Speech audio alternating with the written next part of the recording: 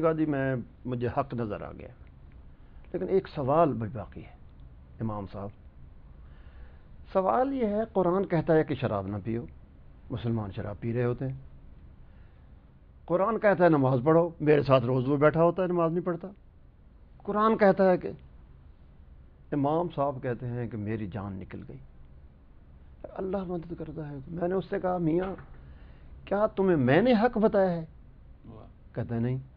حق تم کہتے ہو کہ میں نے خود پایا ہے کہ یہ حق ہے، اور تم مجھے بتا چکے ہو کہ میں نے عیسائیت بھی پڑھا ہے، میں نے ہندو مت بھی پڑھا ہے، میں نے یہ پڑھا ہے. اس نے کہا فائن، اس سے اشہد اللہ الہ الا اللہ و اشہد ان محمد رسول اللہ.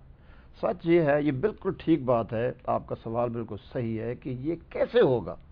اس کے سوا کوئی اور ماڈل نہیں ہے کہ ہر شخص کو موقع ملے کہ وہ قرآن. انسٹیٹیوشنلائزیشن جو ہو گئی ہوئی ہے ہمارے ہاں کہ یہ اس نے نماز پڑھانی ہے، اس نے خطبہ دینا ہے، اس نے حج کے اوپر لیڈ کرنا ہے، یہ جو انسٹیٹیوشنلائزیشن ہے یہ تو اسلام میں ہے نہیں. ہر مسلمان کو دین سے براہ راست متعلق ہونا چاہیے، اللہ کے کلام سے براہ راست متعلق ہونا چاہیے، اس کو سمجھنے والا ہونا چاہیے. ہر شخص اپنی کیپیسٹی اپنے ظرف کی مطابق ہی سیکھے گا، لیکن بہرحال سیکھنا سیکھنا. اور میں ایک اور بات بھی گزارش کروں جی، ہم لوگ یہ جو آپ نے بہت اچھی مثال اور واقعہ سنایا، میں اسی بنیاد پر یہ کہتا ہوں کہ لوگوں کو، اہل مغرب کو کہنے دو جو کہتے ہیں. ہم ان سے ایک بات کہیں کہ دیکھو یار یہ تمہارا اپنا اصول ہے، تم یہ سازشیں کر کے ہمارے اور اپنے درمیان رکاوٹیں کھڑی کر کے ہمیں تم خراب نہ کرو. تم اوپن انویسٹیگیشن کرو، تم جو بات کر رہے ہو تنقید کرو، ہم اس کا جواب دیں گے. اور مسلمانوں کو یہ سمجھایا جائے کہ یار یہ دنگا فساد چھوڑو، تم پیس کو ارن کرو، اور ان سے یہ کہو کہ ہم ڈائیلاگ کریں گے، ہم گفتگو کریں گے، چھا جائے گا آپ کا کلام، چھا جائے گا آپ کا پیغام. ہم نے اصل پہ خراب کیا ہے لوگوں کو کہ ہم شور مچانا شروع کر دیتے ہیں، ہم بندوں کو مارنا شروع کر دیتے ہیں، اس کے بعد گھپلا ہو جاتا ہے. اور گھپلے کے بعد ظاہر بات ہے کہ ان کا ذہن بڑا تیز ہے، وہ تو پھر اپنی پلاننگ کرتے ہیں، اور اس کے نتیجے معلوم ہوتا ہے کہ ہمارا جو سچا کلام ہے اس کو وہ جھوٹا بنانے کی کوشش کرتے ہیں.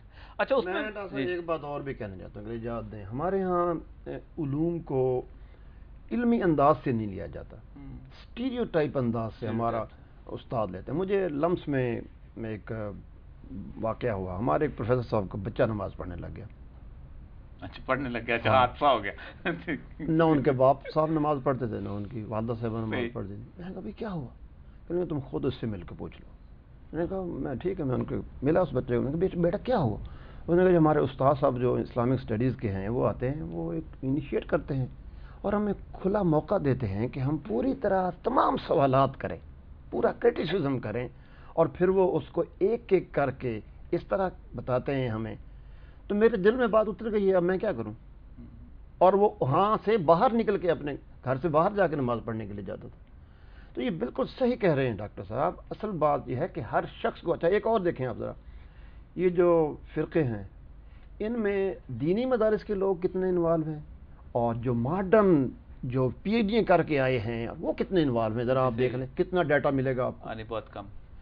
اچھا ایک اور طرح سے دیکھیں ذرا اس کو، ایک ہی قرآن ہے نا، ایک ہی بخاری شریف ہے، ایک ہی مسلم شریف ہے، دو تو نہیں ہے نا.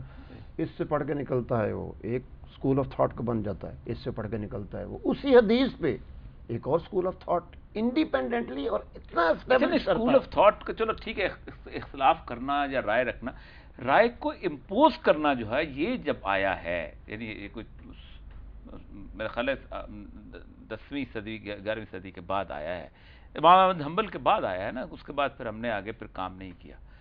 تو ہم مسئلہ سارا یہ ہے کہ یہ تقلید جامت کا جو کانسیپٹ آیا ہے، اور جس میں کہا گیا کہ اتنی جگہ بیٹھ کے پڑھا ہو، اتنی شلوار اونچی ہو، اتنی نماز پڑھتا ہو، تب جا کے وہ کہیں جا کے دین کو سمجھ سکتا ہے، ورنہ نہیں سمجھ سکتا.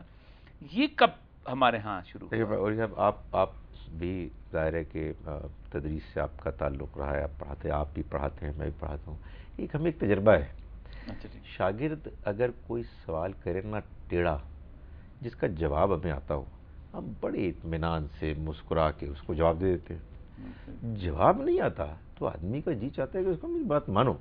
تو یہ ہمارے ہاں میں جو کہہ رہا ہوں ہماری یہ جہالت کی وجہ سے ایسا ہوا ہے کہ جب سے بیریئر لگتا ہے. ہاں جب یہ معلوم ہو کہ جی یہ سوال کریں پر بس جواب کوئی نہیں، تو پھر آدمی کو غصہ آتا ہے اور آدمی اپنی بات امپوز کرتا ہے. آپ کو اطمینان ہے آپ کے پاس جواب ہے، تو آپ تو سچی بات ہے کہ 100 طرح سمجھانے کی کوشش کریں گے اور نرم بھی رہیں گے. تو ہمارے ہاں اس جہالت کی وجہ سے تنگی اور سختی آئی ہے, تعصب آیا ہے, اور اس تعصب کے نتیجے میں ہم کٹ گئے ہیں. اب کو یہ ایک امت ہے, بالکل کٹے ہوئے لوگ ہیں ہم لوگ. جب کبھی کوئی مشترک دشمن ہوتا ہے نا, میں اب نام نہیں لینا چاہتا, میرے سامنے کچھ لوگ بیٹھے ہوئے تھے, میں نے کہا جی معاف کیجئے گا, اس صدی کے پچھلی صدی کے آغاز میں ایک گروہ آیا, اب وہ آپ لوگوں ہی کی طرح ایک بڑا گروہ بن گیا. اتنی ان کو ماری گئی ہیں, اتنی پٹائی کی گئی ہے, وہ کھڑے رہے. اس کے بعد ایک بزرگ آئے, میں نام نہیں لیتا, پھر 50-60 کی دہائی میں, ان کو عظیم کام انہوں نے علمی کیا, لیکن ان کو یہودی کہا گیا, ان کو گالیاں دی گئیں. الحمدللہ اب وہ ایک بڑے عالم کے طور پر ہیں اور ان کے بہت ماننے والے ہیں. یہ کیا ری ایکشن ہے؟ یعنی معلوم یہ ہوتا ہے کہ کوئی نیا آدمی اگر آیا ہے تو اس کو گالیاں دینا, اس کو فتنہ قرار دینا, یہ ہمارے ہاں کا طرز ہے. حالانکہ خوبصورت بات یہ ہے کہ مت دیکھو کون کہہ رہا ہے, کون کہہ رہا ہے, یہ دیکھو کہ کیا کہہ رہا ہے. ہم نے تو کمال کیا ہے نا. مرجع معطلہ کے حدیثیں اگر صحیح بھی تھی تو ہم نے نہیں مانی, اور اپنوں کی اگر غلط بھی تھی تو ہم نے مانتے رہے ہیں. یہ تو تعصب کا کمال ہوتا ہے. جی ناظرین, ہم نے گفتگو سنی سید الانبیاء سرکار دو عالم صلی اللہ علیہ وسلم جب اپنی بعثت کے بعد قریش کے پاس آئے تو آپ نے یہ نہیں کہا کہ اللہ کو مانو, آپ نے یہ نہیں کہا کہ میں رسول ہوں. فرمایا میں نے تمہارے درمیان ایک عمر گزاری ہے, مجھے کیسا جانتے ہو؟ قریش کے لوگوں نے کہا ہم تمہیں صادق اور امین کہتے ہیں. پھر ایک اور ٹیسٹ دیا, یہ چھوٹی سی پہاڑی ہے, اگر میں یہ کہوں کہ پیچھے ایک بہت بڑا لشکر ہے جو تم پہ حملہ آور ہوگا اور تمہیں تکا بوٹی کر لے گا, تم مان جاؤ گے؟ کہا کیسے نہیں مانیں گے, تم نے آج تک جھوٹ بولا ہی نہیں ہے.